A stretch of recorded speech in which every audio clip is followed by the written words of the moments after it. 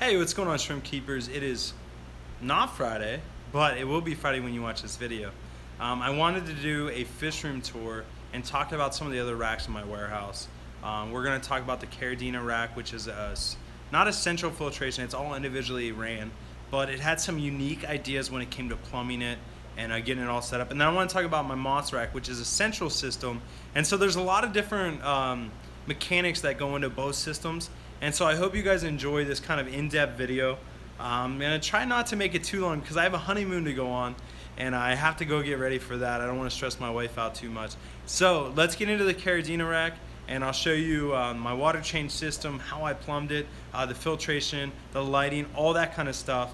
And most of it's pretty simple. You guys could definitely do it yourselves if you're planning to start a fish room in the near future. And so let's get into this rack.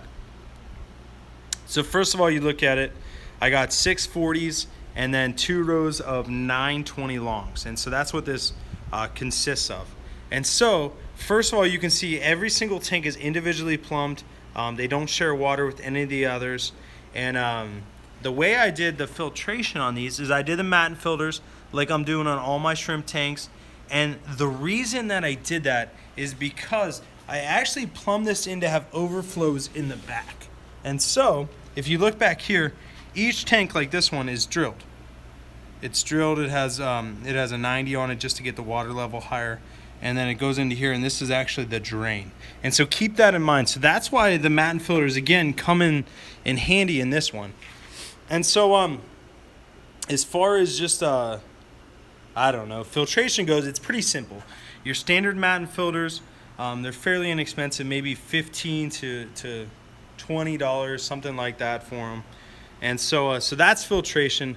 This tank this system is actually going to be for the Caridina shrimp, and so there's a lot of things that come into that. So I'm doing plants with it too, and so I did all the dirt in the tubs.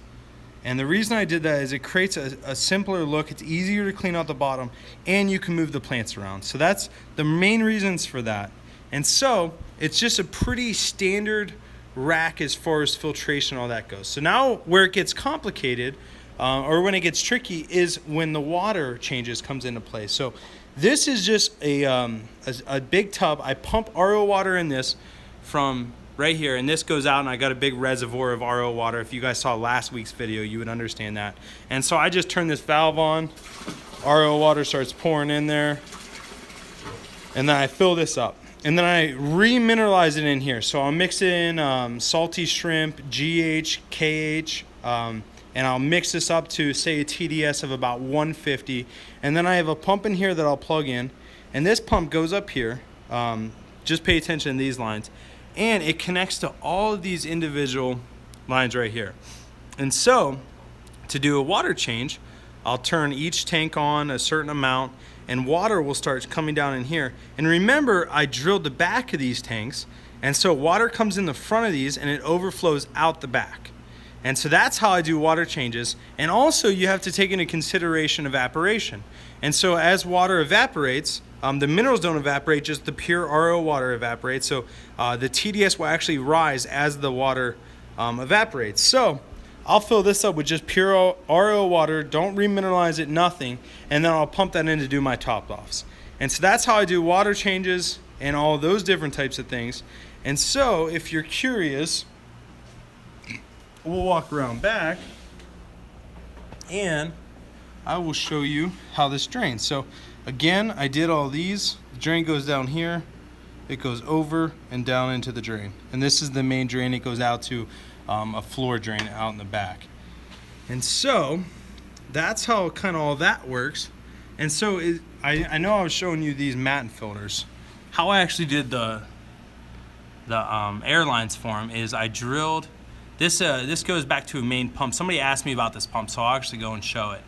But real quick, I labeled each tank what tank it is, and then I control each valve individually. And these are pretty easy to tap into PVC.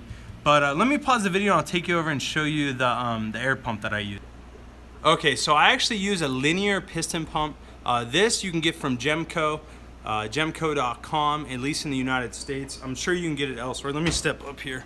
Hopefully I don't die. But this is actually what it is. So if you guys are wondering if you want to get on and buy one of these or look it up, you can see the serial number, the model number, date purchase, all that kind of stuff. And so this is a pretty nice pump. I mean, it does all these tanks. There's 96 tanks in here, so it does some serious work. To change the filters on it, you just unscrew these, and there's 2 filters in there. You just rinse them out, you let them dry, and then you put it all back together, and it's good to go. The big thing to know with plumbing air is you always want to keep the air above the water level. These ones are a little bit above it, so you can run into some some things with that. But water will actually backflow and get back up. So that's why this guy I have well above all the other tanks, so I don't have to worry about it. Except for, now that I think of it, those tanks up there. And so that's how that all works. One thing that I didn't explain is I do have this, and I said it goes up here and goes to all the tanks.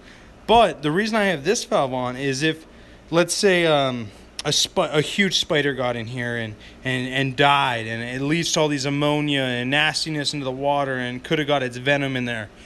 So what I do is I have this I could turn on. That goes straight to the drain, and I could drain this whole thing down, clean it out, whatever I need to do.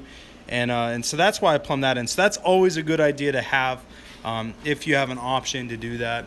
The other thing that I think I'm going to do is put a normal pump in here with just a hose on it and be able to do tanks individually, because this pump is just too strong. And so that's one thing to know about. The other thing that I probably wouldn't have done is these tanks are just way too high. They really are. I mean, that's probably, the bottom of that is probably 8 feet. So the top of it's probably close to 9 feet. And that's just a little bit too much. But as far as lighting goes, here's what I did. I'll start with the timers. So this is a pretty simple method.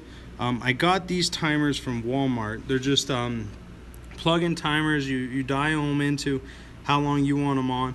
And then I bought a three-way adapter, and then I plugged in my LED lights to them. I have 2 of these. I have one down there and one right here, and this controls this side of the rack, that controls that side of the rack, and then they go up and they go to the individual lights. And so the lighting is just the 4-foot fluval freshwater and planted 2.0s LED lights, and these are awesome lights. I'm telling you guys, you won't be disappointed with them. They are dimmable and they last forever, and I mean, they're bright as bright can be. So I really like those. No complaints at all about them.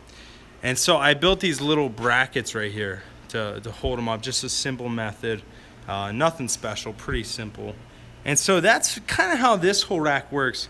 And so far so good. The only thing, like I said, that I didn't like about this rack is that it's hard to individually do one water change on a tank, and it's hard to siphon water out of the tank. So it's a little bit more work than I want to put into a tank, being a one-man crew.